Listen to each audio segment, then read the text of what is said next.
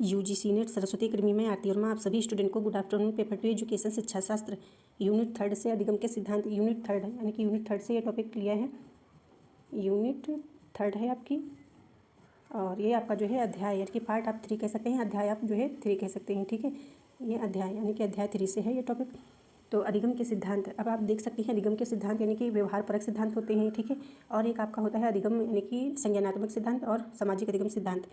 ऐसे बात करेंगे जैसे कि एक हो जाता है आपका व्यवहारवादी सिद्धांत। ठीक है, एक आपका हो जाएगा व्यवहारवाद सिद्धांत, एक आपका हो जाएगा संज्ञानात्मक सिद्धांत,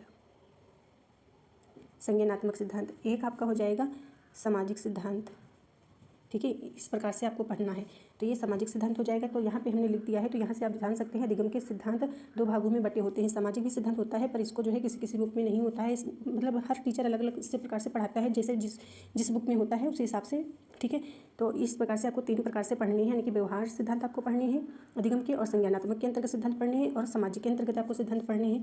तो यहाँ पे हमने लिख रखा है, यहाँ पे आप देख सकते हैं ये। ठीक है, व्यवहारवाद सिद्धांत के अंतर्गत आपको पढ़ना है, संज्ञानात्मक के और जो है सामाजिक सिद्धांत अधिगम के। ठीक है, तो यहाँ पे बात करेंगे ये जो होता है यानी कि व्यवहारवाद, अधिगम का व्यवहारवाद सिद्धांत, तो इसके अंतर्गत आपके कौन कौन से जो है अधिगम मतलब सिद्धांत आते हैं। तो इनके अंतर्गत आप देख सकते हैं, एक आपके थॉर्नडाइक आते हैं। ठीक है, एक आपके थॉर्नडाइक आते हैं, और एक आपके पावलोव आते हैं। ठीक है, पावलोव आते हैं, और एक आपके स्किनर आते हैं। ठीक है, स्किनर इस प्रकार से लिखिएगा या फिर आप इस प्रकार से लिखिएगा, इस प्रकार से बुक में लिखा हुआ होता है। ठीक है, इन होगा यहाँ पे इस प्रकार से, और एक आपके हल। ठीक है, ये आपके जो है व्यवहार सिद्धांत के अंतर्गत आते हैं। इनकी व्यवहारिक कहने का मतलब है जैसे कि आपसे पूछा जाता है अधिगम के सिद्धांत, तो अधिगम के सिद्धांत जो है ये आपके अधिगम के सिद्धांत है। तो ये सारे सिद्धांत जो आपके व्यवहारिक सिद्धांत के अंतर्गत आते हैं, यानी कि अधिगम के व्यवहारवाद सिद्धांत के अंतर्गत। आपको ये चारों नाम याद रखने हैं। थॉर्नडाइक जो बिल्ली पर प्रयोग किए हैं, पावलोव इन्होंने कुत्ते पर प्रयोग किया है, स्किनर ने जो है चूहे पर और जो है कबूतर पर प्रयोग किया है। ठीक है, हल ने जो है ये चूहे पर प्रयोग किया है। तो इस प्रकार से आपको पढ़ना है, अच्छे से याद रखना है।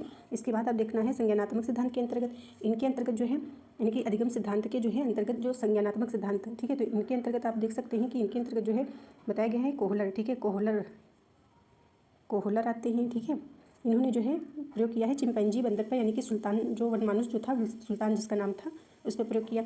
और आपके इसके अंतर्गत एक आते हैं ब्रूनर। ठीक है, एक ब्रूनर आते हैं जिन्होंने संज्ञानात्मक विकास का सिद्धांत दिया। जैसे जीन पियाजे ने दिया था, तो उन्होंने 4 अवस्थाएं बताई थी, इन्होंने जो है 3 अवस्थाएं बताई। ठीक है, और इसके बाद आपका आता है एक हो गया ब्रूनर हो गया, और एक जो है टॉलमैन हो गया। नहीं, टॉलमैन वो आपका जो है व्यवहारिक के अंतर्गत आता है, उसके पहले गैने आपका एक गैने आता है। ठीक है, ये गैने आपका सिद्धांत आता है। ठीक है, इन्होंने जो है हायरार्की दी है। तो इसी प्रकार से आपको पढ़नी है सारे, अभी डिटेल में हम पढ़ाएंगे इसमें, आप देखिएगा।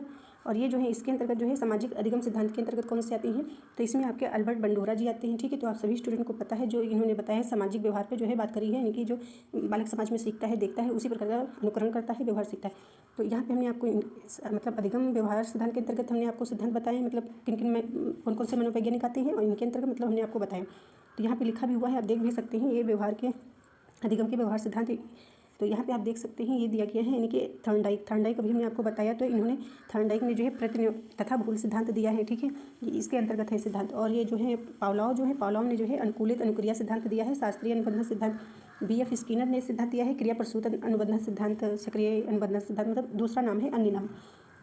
और हल ने दिया है पुनर्बलन। ठीक है, ये सारे नाम हैं, आपको याद रखने हैं। तो आपको समझ में आया होगा कि ये जो है ये सिद्धांत हैं। ठीक है, इसके अंतर्गत तो ये जो एडवर्ड ली थॉर्नडाइक ने है, तो इनका जो है अदर नाम जो होता है SR बोलते हैं। ठीक है, SR नाम भी बोल सकते हैं, यानी कि इसको बोलते हैं उद्दीपन अनुक्रिया। ये जो लिखा हुआ है इसका मतलब होता है उद्दीपन अनुक्रिया। इसके जो है इंग्लिश आप देख सकते हैं, जैसे ये, ठीक है, सॉरी लिखते नहीं बन रहा है। ठीक है, ऐसे ये हो जाएगा आपका। इसके बाद आपको देखना है, सॉरी स्पेलिंग गलत हो गई है यहाँ पे, इसको ऐसे लिखिएगा उद्दीपन की स्पेलिंग। ठीक है,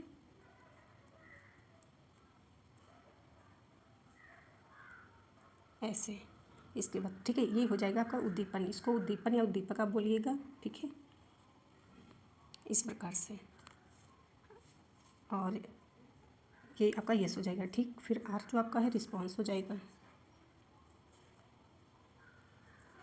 एक बार लिख के बता दिए हैं, अब इसी प्रकार से आप समझने की कोशिश करिएगा। इसके बाद ये जो आपका आता है, इसके बाद ये पावलाव, ये भी आपका जो है व्यवहार सिद्धांत के अंतर्गत है, ठीक है। तो इसका मतलब हो जाएगा कंडीशनिंग, मतलब कि शास्त्रीय अनुबंधन सिद्धांत। तो अनुबंधन हो जाएगा, ठीक है, यानी कि सी से मतलब हो जाएगा, तो यानी कि कंडीशनल, ठीक है,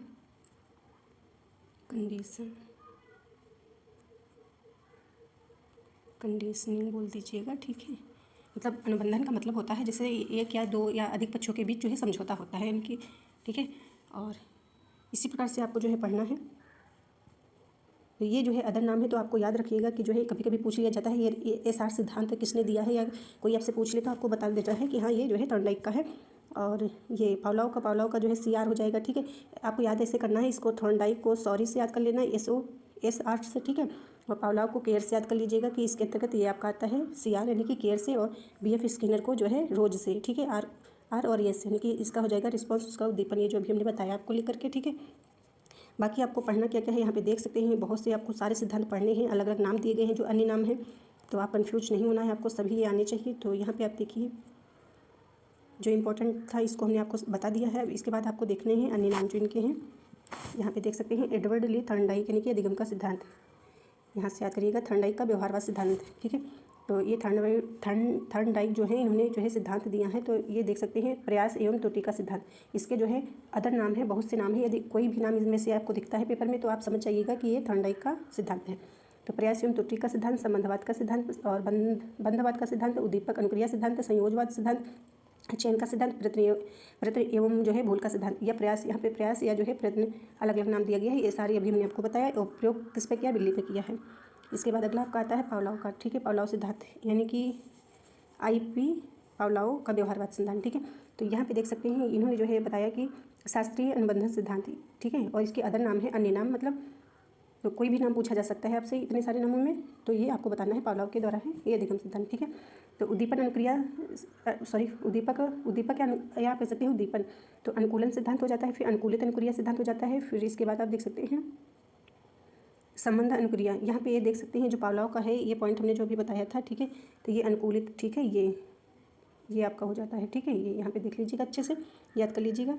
और इसके बाद देख सकते हैं संबंध अनुक्रिया सिद्धांत, और इसके बाद अनुबंधित अनुक्रिया सिद्धांत कह सकते हैं, अनुबंधन सिद्धांत कह सकते हैं, यानी कि ये सारे बहुत से नाम आपके हैं, इसमें से आपको कोई भी नेम पूछा जाता है तो आपको पता होना चाहिए कि पावलाव के द्वारा ये सिद्धांत है, ठीक है।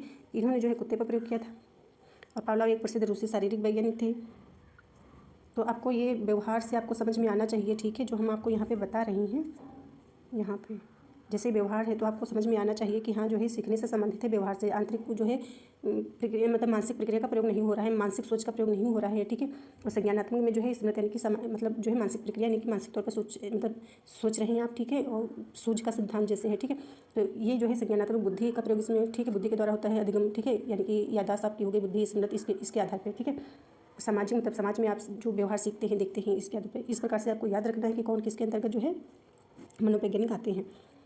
तो इसी प्रकार से आपको देखना है स्किनर, ठीक है। तो स्किनर ने जो है प्रयोग किया ना, तो ये आपको पता है कि व्यवहारवाद सिद्धांत के अंतर्गत आता है, इसमें मानसिक प्रक्रिया का प्रयोग नहीं हुआ है, ठीक है, मानसिक का प्रयोग नहीं हुआ है, मानसिक अधिगम, ठीक है।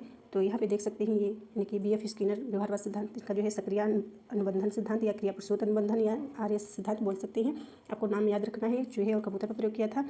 प्राणियों में या फिर आप जीव कह सकते हैं में दो प्रकार का व्यवहार होता है, अनुक्रिया एक होता है, ठीक है, यहाँ पे देख सकते हो, एक सक्रिय होता है।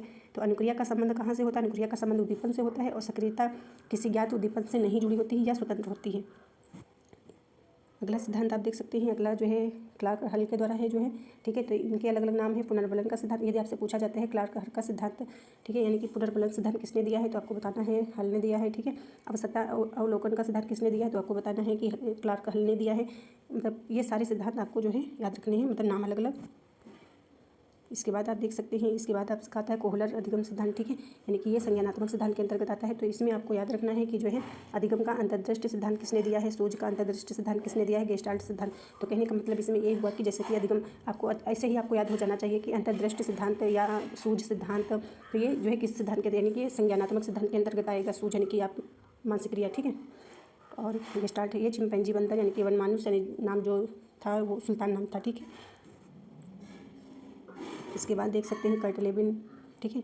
तो एक ये आपका सिद्धांत आया, ठीक है। तो यहाँ पे क्षेत्र सिद्धांत, तल रूप सिद्धांत, आकृति आधारित सिद्धांत हो गया, जीवन से क्षेत्र सिद्धांत हो गया, दशा सिद्धांत हो गया, संज्ञानात्मक क्षेत्र। तो यदि एक किसी भी प्रकार से कोई भी नाम पूछा जाता है तो आपको तुरंत बताना है कर्ट लेविन का सिद्धांत है अधिगम का। कर्ट लेविन एक जर्मन मनोवैज्ञानिक थे, अमेरिका के थे। इन्होंने मानव व्यवहार, शक्ति और वातावरण पर प्रयोग किया, ठीक है, मतलब बात करी है। इसके बाद आप देख सकते हैं टॉलमैन, ठीक है, टॉलमैन का अधिगम सिद्धांत। तो इसमें आपको बताना है चिन्ह अधिगम सिद्धांत या साइन आप कह सकते हैं, ठीक है, अव्यक्त अधिगम सिद्धांत या उद्दीपक अधिगम, या आप कहते हैं समग्र वाद सिद्धांत या चिन्ह समग्र, ठीक है, सिद्धांत, या आप कह सकते हो उद्देश्य अधिगम या प्रत्याशा। तो कोई भी नाम ये पूछा जा रहा है तो आपको पता होना चाहिए टॉलमैन ने दिया है अधिगम का सिद्धांत, ठीक है। एडवर्ड सी टॉलमैन ने अपने सिद्धांत का प्रतिपादन पशुओं और मनुष्यों में उद्देश्यों प्रेरक प्रयास किया है, ठीक है, निबंधों में टॉलमैन ने, ठीक है। फिर इसके बाद आपका आता है ब्रूनर का सिद्धांत। तो इसको भी आपको अच्छे से याद रखना है। PYQ जब कराएंगे तो आपको पता होना चाहिए, ठीक है, अपने आप से आपको हल करने हैं PYQ। तो यहाँ पे देख सकते हैं ये जो है ब्रूनर का अधिगम सिद्धांत जो है तो कौन सा दिया है, तो इन्होंने दिया है संरचना का सिद्धांत दिया है, या निर्मितवाद कह सकते हैं, या अन्वेषण का सिद्धांत कह सकते हैं, या संज्ञानात्मक विकास या संरचनात्मक सिद्धांत। इसी प्रकार से आपको ये नाम यदि पूछे जा रहे हैं तो आपको बताना है ब्रूनर ने दिया है। तो ये जो ब्रूनर ने जो बालकों के संज्ञानात्मक विकास की 3 अवस्थाएं बताई हैं, जो 3 अवस्थाएं कौन कौन सी होती है, क्रियात्मक अवस्था होती है, प्रतिबिंबात्मक अवस्था होती है, इंग्लिश भी दिया गया है, सांकेतिक अवस्था, ठीक है। तो ये एज होती है 2 वर्ष से, ठीक है, ये 2 से 7 वर्ष, 7 से 15 वर्ष। तो इसमें आपको ये सारा आपको याद रखना है। ये जो संज्ञानात्मक विकास सिद्धांत जीन पियाजे ने भी दिया है, तो उन्होंने अवस्थाएं जो है 4 बताई थी, ठीक है, सॉरी 5 लिख थी, 4 बताई थी। और इसमें क्रियात्मक अवस्था के अंतर्गत जैसे बालक जो होता है अधिगम करता है तो रेंगना यानी रेंग कर रोना और चिल्लाना, सोना आदि प्रकार से जो है सीखता है, यानी कि अपनी क्रिया देता है, प्रतिक्रिया, ठीक है, सीखता है। प्रतिबिंबात्मक आइकॉनिक, ठीक है, स्टेज ये जो है 2 से 7 वर्ष होता है। इसमें दृश्य देख करके सीखता है, भाषा के द्वारा सीखता है, चमक, ध्वनि, गति, महत्व, ये सब इंपॉर्टेंट है। सांकेतिक अवस्था यानी इसमें जो है सिम्बॉलिक, ठीक है, तो इसके अंतर्गत जो है 7 से 15 वर्ष का बालक आ जाता है, जो वो चिंतन करने लगता है, ठीक है, अपनी बुद्धि का प्रयोग करने लगता है, समस्या समाधान, तर्क वितर्क करने लगता है। इसके बाद आप देखते हैं रॉबर्ट गैनी, यानी कि ये आपका, ये भी आपका मोस्ट इंपॉर्टेंट है, इसको अच्छे से पढ़ लीजिएगा। तो रॉबर्ट गैनी का अधिगम सिद्धांत ये पूछा जाता है, क्रमवाइज आपको लगाना होता है, ठीक है, हायरार्की है। तो ये देख सकते हैं अधिगम सोपान सिद्धांत कह सकते हैं बोलेंगे, या फिर आप कह सकते हैं अधिगम सोपान की सिद्धांत या हायरार्की सिद्धांत, लर्निंग थ्योरी, ठीक है। तो इसमें जो है यदि ये नाम आपसे आता है, पूछा जाता है, तो आपको बताना है कि ये जो है रॉबर्ट गैनी का है। गैनी गलत लिखा हुआ है, इस पर मात्रा होगी एक और, ऐसे है गैनी, ठीक है। तो इस प्रकार से आपको पढ़ना है। तो जीरोम ब्रूनर ने 1960 में सीखने के सिद्धांत का निर्णय और अधिगम आपको याद रखना है, इसको सीखना भी बोलते हैं, यानी कि सीखने के नियम, या फिर आप कह सकते हैं कि जो है इसको जो है बोलते हैं ज्ञानार्जन, ठीक है, यानी कि जो आप ज्ञान ग्रहण कर रहे हैं, ठीक है। और इसके बाद इसमें देख सकते हैं रॉबर्ट गैनी ने अधिगम सिद्धांत की उपयोगिता शिक्षा के क्षेत्र में अधिक बताई, यानी कि रॉबर्ट गैनी जो है अधिगम को जो है शिक्षा के क्षेत्र में अधिक प्रयोग किया, यानी कि सीखने के क्षेत्र में बताया है। तो ये आप हायरार्की है, यानी कि देख सकते हैं सोपान की रॉबर्ट गैनी के अनुसार, ठीक है, स्पीकर की अवस्थाएं।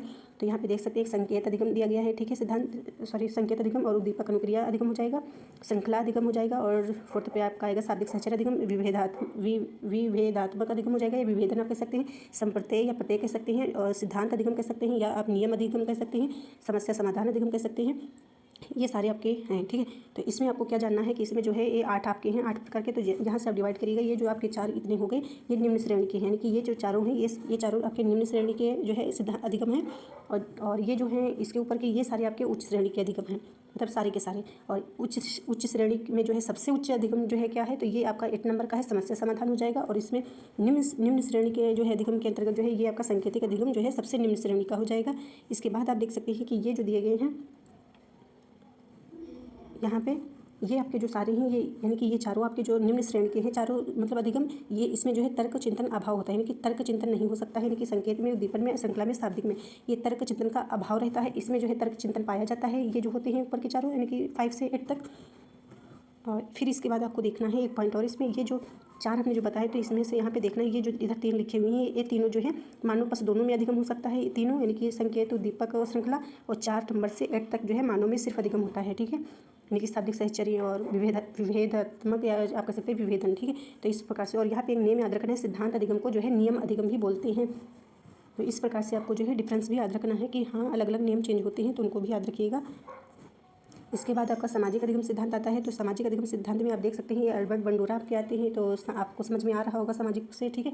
तो ये जो है अल्बर्ट बंडोरा के अनुसार, अल्बर्ट बंडोरा ने कौन सा सिद्धांत दिया था, तो सामाजिक अधिगम सिद्धांत प्रेक्षणात्मक सिद्धांत हो जाता है, ठीक है। अनुकरण अधिगम सिद्धांत, अवलोकन और अप्रत्यक्ष अधिगम और निर्देशन का सिद्धांत, यानी कि ये सारे सिद्धांत अल्बर्ट बंडोरा के अनुसार, मतलब एक ही नाम है, इसके अलग अलग नाम है, मतलब सिद्धांत का अलग अलग नाम है। याद रखना है आपको। और फिर इसके बाद आप देख सकते हैं अल्बर्ट बंडोरा कनाडा निवासी थे, यानी कि बंडोरा ने सामाजिक अधिगम सिद्धांत दिया है। इस सिद्धांत में दूसरों के व्यवहार को देखकर सीखना बताया है। समाज के मान्य व्यवहार को अपनाया जाता है तथा अमान्य व्यवहार को नकारा जाता है। ठीक है, प्रयोग जो है किया है बेबी डॉल पर प्रयोग किया है। निर्जीव गुड़िया जो थी, ठीक है, एक बालक को 3 फिल्में दिखाई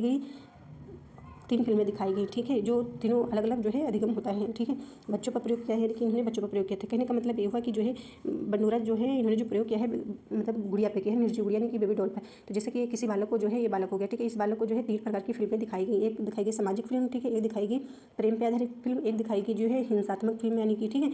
तो अब ये जो बालक होता है, तो ये बालक किस प्रकार का अधिगम करेगा? सामाजिक तौर पे समाज में वातावरण में रहता है तो वो जिस प्रकार का सीखेगा उसी प्रकार का व्यवहार करेगा। ठीक है, तो इस प्रकार से जो सामाजिक जो है वैल्यू पे जो फिल्म देखी, यानी कि सामाजिक, तो उसने जो फिल्म देखी उसी प्रकार का व्यवहार करता है, यानी कि बालक जो है गुड़िया के साथ करता है, उसको जो है अच्छे से व्यवहार करता है उसके साथ। और एक जो प्रेम पूर्वक जो है फिल्म देखी, ठीक है, तो उसका जो है देखा तो गुड़िया पे प्रयोग करता है कि जो है हाँ प्रेम पूर्वक उसके साथ रहता है कि हाँ ठीक है ऐसा है। एक हिंसात्मक जो फिल्म दिखाई तो उसके तौर पर जो है व्यवहार करता है, अनुकरण करता है, कहने का मतलब, ठीक है, अवलोकन करता है, तो वो जो है उसके साथ हिंसापूर्वक व्यवहार करता है। जैसे कहने का मतलब ये हुआ कि जैसे अब जिस समाज में कहा जाता है कि जो है बालक जिस समाज में रहता है, यानी कि कहते हैं जहाँ साक्षर लोग रहते हैं, पढ़े लिखे लोग, तो वहाँ के सारे भी पढ़े लिखे बालक होते हैं आसपास के हर एक मतलब क्षेत्र में आसपास। तो ये जो है अवलोकन के द्वारा या जो है अनुकरण ये प्रभाव पड़ता है कि जो है आप अच्छे परिवार में रहेंगे तो अच्छे संस्कार होंगे, और जिस माहौल में आप रहेंगे उसी प्रकार से आप ढल जाते हैं, मतलब उसी प्रकार का जो है सीखना आप में के अंदर आ जाता है, अधिगम आ जाता है। यहाँ पे भी ये आपके सामाजिक अधिगम के चरण हो जाएंगे। ठीक है, व्यवहार पर ध्यान देना, उसे समझना, और व्यवहार को स्मरण करना, पुनः प्रस्तुतिकरण करना और अनुकृत व्यवहार करना। ठीक है, और फिर ये सामाजिक अधिगम के तत्व या कारक कह सकते हैं। अभिप्रेरणा हो जाएगा, स्वनियंत्रण हो जाएगा, स्वविवेक हो जाएगा, स्वनिर्णय, स्वानुक्रिया। उसको समझाने के लिए यहाँ पे आप देख सकते हैं ये जो है सामाजिक, यानी कि सामाजिक अधिगम सिद्धांत में इसमें आप देख सकते हैं अल्बर्ट बंडोरा ने दिया है। और ये जो है किस प्रकार से व्यक्ति अवलोकन, नकल, आदर्श, व्यवहार के प्रतिमान के माध्यम से एक दूसरे से सीखते हैं। ठीक है, यानी कि संकेत के द्वारा, और समाज को स्वीकार किए जाने वाले व्यवहार को अपनाया जाता है, वर्जित व्यवहार को मतलब नकारा जाता है। ठीक है, अमान्य और सामाजिक अधिगम हो गया। फिर इसके बाद आप देख सकते हैं यहाँ पे ये प्रयोग जो बेबी डॉल पर किया है, बंडोरा ने एक बालक पर बेबी डॉल प्रयोग किया था। इसके लिए बंडोरा ने एक बालक को 3 तरह की फिल्में दिखाई, जो अभी हमने आपको बताया। प्रथम प्रकार की फिल्म में बालक को सामाजिक मूल्य आधारित पहलू दिखाया गया, जिसे देखकर बालक जो है बेबी डॉल के साथ सामाजिक व्यवहार करता है। जबकि जो प्रथम फिल्म मतलब एक ही बालक को जो है यानी कि जो प्रयोग किया तो एक बालक हो गया या आपको कह सकते हैं एक बच्चा हो गया, तो उसको 3 प्रकार की फिल्में दिखाई। तो जो फिल्म पहले दिखाई सामाजिक मूल्य पर आधारित दिखाई, तो उसी प्रकार का जो है बालक गुड़िया पे प्रयोग करता है, नहीं सामाजिक व्यवहार करता है। दूसरी फिल्म जो दिखाई वो प्रेम पे आधारित फिल्म दिखाई, जिसे देखकर बेबी, यानी कि दूसरी जो दिखाई प्रेम पूर्वक, तो वो जो है गुड़िया हो गई, तो वो जो है तो ये गुड़िया के प्रति जो है प्रेम पूर्वक व्यवहार करता है। और थर्ड जो हो गई हिंसात्मक फिल्म दृश्ययुक्त दिखाई, ठीक है, तो वो जो है गुड़िया का जो है गर्दन ही मतलब तोड़ देता है। ठीक है, तो इस प्रकार का जो है देखकर बालक गुड़िया का गर्दन ही तोड़ दे, इस प्रकार से उन्होंने जो है प्रयोग किया है। और इसके बाद आप थोड़ा सा और देख लीजिए। ये इस प्रयोग के आधार पर बंडोरा ने यही निष्कर्ष निकाला कि छोटे बच्चों को यह नहीं पता होता है कि उसको क्या सीखना चाहिए उनको मतलब और क्या नहीं सीखना चाहिए, इसलिए बच्चों के समझ सदैव आदर्श व्यवहार के प्रतिमान को प्रस्तुत करना चाहिए। और ये यहाँ पे आप देख सकते हैं, ये आपका जो है कारक होते हैं, यानी कि सामाजिक अधिगम के कारक हो गए, ये भी हमने आपको बताया है। और सामाजिक अधिगम को प्रभावित करने वाले जो है अन्य कारक क्या क्या होते हैं, तो ये आप देख सकते हैं। अधिगमकर्ता से संबंधित जो कारक होते हैं, यानी कि जो सीखते हैं, ठीक है, तो छात्र संबंधी कारक होते हैं। और फिर शिक्षक, फिर आता है आपका शिक्षक से संबंधित कारक। कहने का मतलब अधिगमकर्ता से सीखने से लड़ने से जो है संबंधित कारक हो गए। फिर शिक्षक से संबंधित जो है कारक हो गए।